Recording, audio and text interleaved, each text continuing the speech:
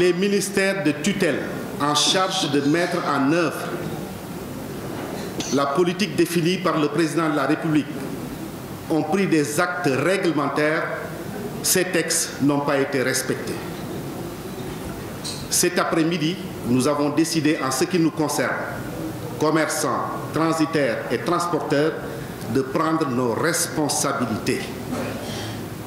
Parce qu'il s'agit de nos affaires, il s'agit de l'avenir de nos entreprises et il s'agit de l'avenir de nos familles respectives. Cette décision que nous prenons, elle est d'abord assise sur un diagnostic précis qu'il n'y a même pas besoin de rappeler. Le diagnostic fait état d'une désintégration totale de la chaîne logistique et des défaillances notoires et gravissimes au niveau des activités de chaque acteur du maillon de la chaîne. Mais le plus grave et le plus épatant, le plus effarant, c'est l'absence d'autorité de régulation au niveau du port de Dakar. Mais on veut bien comprendre que dans un marché qui est des débordements, dans tout jeu, il y a des tentatives de tricherie, il y a des fautes, il y a des erreurs. Mais pourquoi on a besoin d'un arbitre sur le terrain? C'est pour rappeler tout le monde à l'ordre. C'est à chaque fois que quelqu'un d'entre nous commet une faute ou dérape, ou tente de le faire, que l'arbitre puisse le ramener à la raison.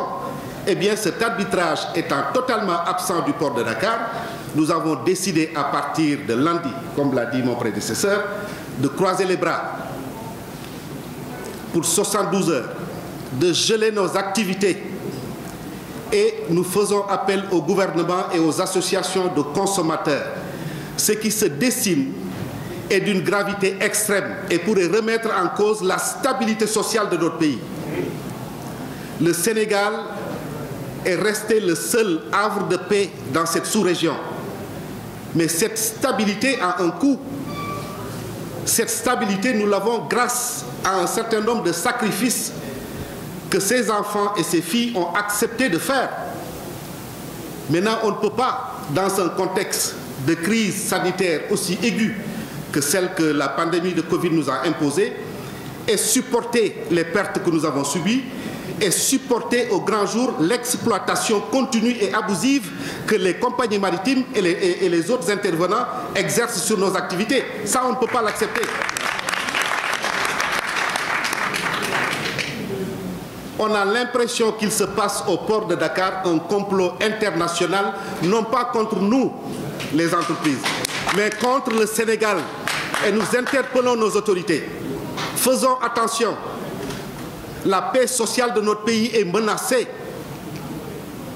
Il est inconcevable, dans un contexte de relance, avec tous les sacrifices que les autorités, les Sénégalais, toutes les forces vives de la nation ont fait pour préserver notre pays de la pandémie, de la propagation du virus, d'une pénurie financière, d'une pénurie de denrées de première nécessité et de l'inflation des prix, mais on voit au niveau du port de Dakar que toutes les conditions soient réunies pour réorganiser la pénurie, parce que si cette congestion persiste, mais il est clair qu'on va directement vers une pénurie et notamment de denrées de première nécessité.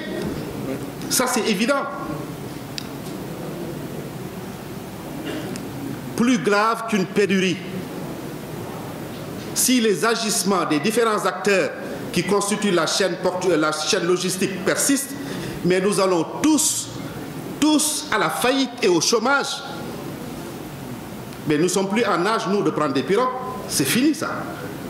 Nous ne le ferons pas et nous ne l'accepterons pas. C'est pourquoi nous avons décidé de faire face à cet entêtement des compagnies maritimes et à cet entêtement de tous les autres prestataires.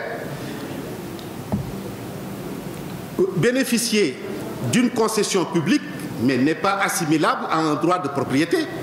Tu as un contrat de concession publique, mais ça veut dire que l'État te demande de faire pour les usagers du port ce qu'il aurait dû faire pour eux. Mais il ne te dit pas que le port t'appartient, au point que tu te donnes le droit de faire ce que tu veux. Parce que quand tu as la liberté de facturer comme tu veux et quand tu veux, mais naturellement, tu exerces un droit de propriété sur ce qui t'est donné. Et c'est ça que nous voulons combattre. Nous avons résolument décidé de le combattre et Dieu sait que nous avons les moyens de faire face à cette situation. C'est pourquoi, encore une fois de plus, mesdames et messieurs, je voudrais en ces termes vous transmettre notre indignation, d'abord par ce comportement inélégant, préjudiciable des compagnies maritimes de Dubaï Port World ainsi que de la direction du port de Dakar. Mais ce qui nous indigne le plus, c'est l'absence de réaction de nos autorités. C'est inacceptable. Le silence de nos autorités est inacceptable et qui ne dit rien consent. Nous voulons que le gouvernement se détermine et nous dise quelle est sa position.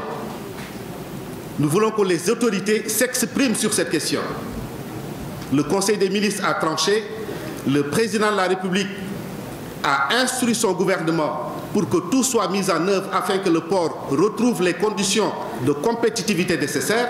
Nous attendons qu'un signal nous soit donné. Autrement, au-delà des 72 heures de gel de nos activités que nous avons décidé à partir de lundi, nous sommes dans les dispositions d'aller plus loin. C'est sur ces termes et ces mots que je voudrais mettre fin à mes propos. Merci.